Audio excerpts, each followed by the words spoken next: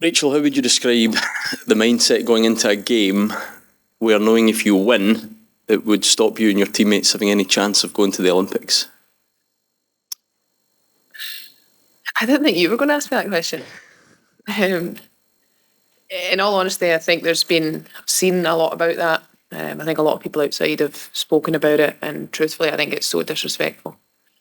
I've played for my country for as many years as I have, to know the girls that sit in there, to know the ones who want to be here, who are injured and can't be here. I think it's absolutely outrageous to question anyone's integrity, and I think it's a huge insult to us. And It's a strange scenario, though, isn't it? Just the way it's come around. Is it something that goes without saying, and the players don't even mention it? It's not something that's been spoken about? no, What do you think of the challenge of the game itself? The rivalry, as you say, the fact that not only every international means a lot to you, but this one in particular, I'm sure. yeah, I think it's a game that is one that we absolutely look forward to. I think the position we're in the group is difficult because it's not where we want to be, but at the same time, we have the opportunity to finish the year against a team that's one of the best, but also one that I think in the history of our country and the sport is a huge rivalry, and to get the chance to play them here at Hampden Park is one that I know that everyone is definitely relishing. What do you take from the game in England in terms of the result not going your way, but perhaps positives that you could look to take into this one? I think that's been the nature of all the games, to be honest. I've said this before, but apart from the Netherlands game away, I felt in each one of the games there's been a lot of positives. It's a really tough group, which we knew, it's a group we wanted to be in. But I think a lot of the players feel confident. Obviously, I think the second half, particularly last time round, we felt good, but also tomorrow will be a different game. The different personnel for both teams are involved this time around, and I think we've all played more games now. We've all seen a little more of each other, and it's always different the first game in the group compared to the last game. So it's a fresh challenge. What would it mean to you to captain Scotland to a win against England at Hampden? It would be amazing. I've captained Scotland to win against England before, but it wasn't at Hampden. So I think certainly my journey, the fact that the national team plays here is an incredible honour. It's a stadium that I grew up, supporting and being in the stands, and just knowing that this is the pride of Scotland when it comes to football. So the fact that we are here means so much, and I believe that there's going to be a big turnout as well, and that's something that the players want to make sure we put on a performance that does that justice.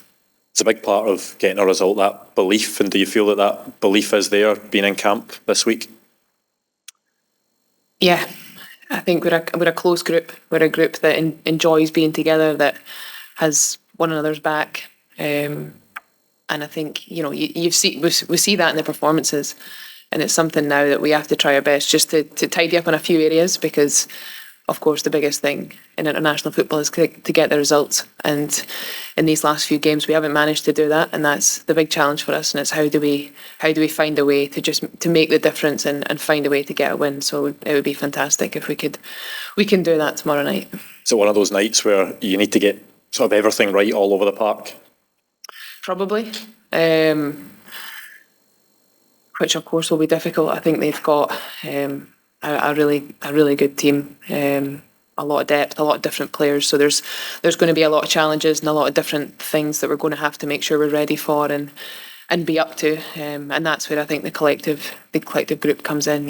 Everyone that gets the opportunity to be on the grass, but also everyone over the last 10 days, everyone over the last few months that's put in an enormous contribution to keep trying to make us better. It's about moments. When it comes to the game tomorrow, we have to show that.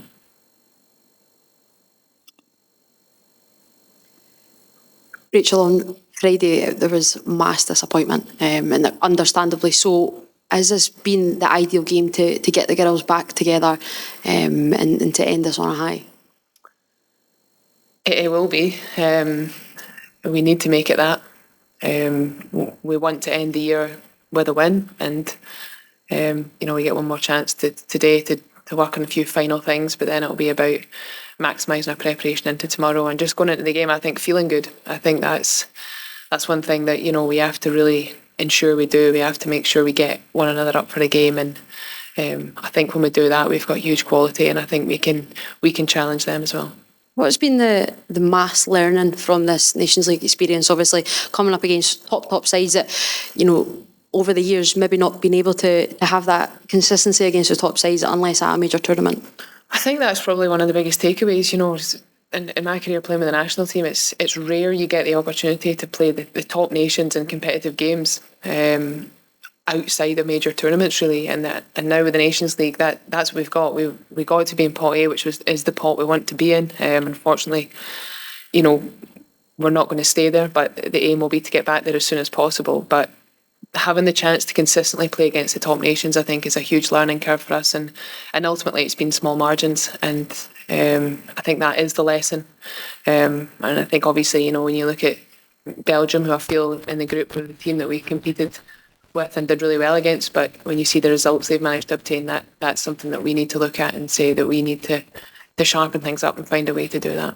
I know this is a very forward-thinking group. Is the ambition and the aim already on getting back to League A because of the benefits that have already been reaped? I think naturally when you're competitive, that's where you want to be. I think ultimately, you know, the process now is to qualify for the Euros. And, you know, we'll look forward to understanding how, you know, the next opposition that we'll face and how we can do that. That's where we need to be. That's where we want to be. That's what we're striving for. And, that's ultimately the next goal. You mentioned, I'm not going to go into Team GB, you mentioned the disrespect that you feel, perhaps that's coming from out with towards the group. Is that the incentive? Do you sort of like plaster that on the wall to sort of to almost shove it back to these sort of people that say that disrespect?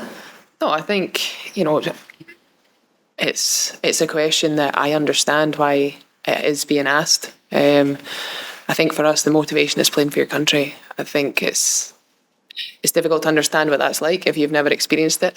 And, you know, when you have experienced it, you don't need the extra motivation. It's absolutely the pinnacle of the sport to represent your nation. So that will be absolutely the motivation tomorrow, to be pulling on the Scotland jersey. Sorry to go back to the Team GB situation, but is there a frustration among the Scotland camp? This is the scenario you find yourselves in, whereas if you do win, you are kind of punishing the opportunity to play at the Olympics. I think the format's something that as players you don't really have any input or say on. It's a really unique situation, and yes, it's difficult. And just finally, how determined is the squad to kind of end the campaign on a high, and against England's biggest rivals? That must just be a great opportunity to finish this campaign on a high. Yeah, a home game against England. The incentive to get a result, I think, will be enormous, and that's the plan. Thank you.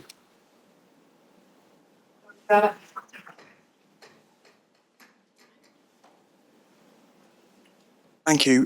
Rachel, hi, sorry. Could I just ask you about Sandy McKeever and ask you how well you think she's settled in to the group since she's joined, and how you think she's playing? Really well. I actually spoke to Sandy before. I think she'd made the decision, but she was in the process of going through the logistics of that. And, one of the things I said was that the group of players is very welcoming, and we all got on with each other, and that's a big part of being involved in this environment. It's a big part of the culture that we have and that we believe is part of the success we've had in the past. And I think she's felt that. She's commented on it, and I think she's obviously a top player, and I think for us to have more depth in every area is really important. Has she been able to offer any snippets of inside info from her time with England? Not yet, but maybe tonight's team meeting we'll see if she's got any useful insight. Thank you and good luck. Okay. Cheers, guys. Thank you. Cheers. Cheers.